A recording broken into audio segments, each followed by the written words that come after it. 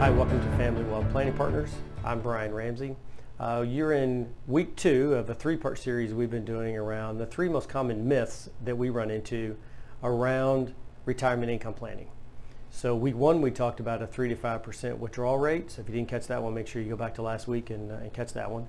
This week is probably the second most popular myth that we run into, and that is that when you get closer to retirement, you need to be a lot more conservative in your investment strategies. And we just simply don't think that's the case. And here's why. If we were to go back 20 plus years ago, the average life expectancy of a person was probably no more than 70 years old. And so when you were retiring at 62 or 65 years old, you really only lived in retirement 5 to 10 years or so.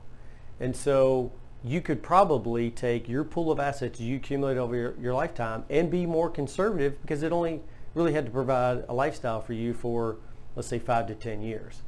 Now when we're doing plans for clients and we're asking about how long their parents lived and what their life expectancy is, we have clients now that are saying, they've got parents that are still alive that are in their late 80s or early 90s. And so the life expectancy of the client that we're doing a plan for could be well into the 90s.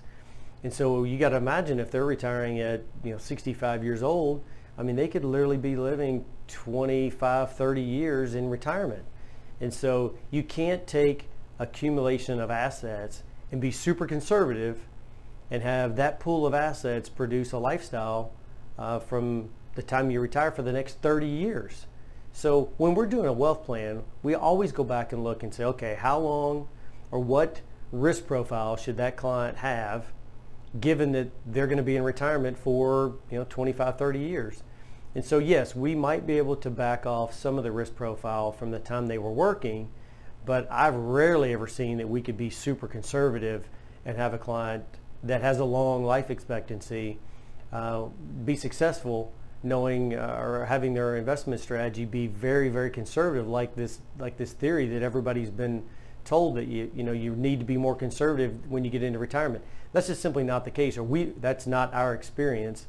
Our experience is, yes, we might be able to back off risk a little bit, but we still have to expose the assets to the market. We still have to get some nominal rate of return so that pool of assets can continue to provide a lifestyle that our clients expect for over a 25, 30-year time period. So again, that's a myth that certainly we call it a myth.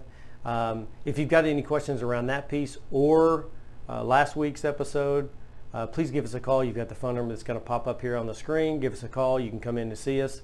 Tune in next week where we're going to talk about the myth of when I get into retirement, I can live off, let's say 75% of my average income while I was working. And that's another myth that we certainly don't buy into. So tune in next week to that episode. That'll wrap up our 3-part series around the myths in retirement income planning.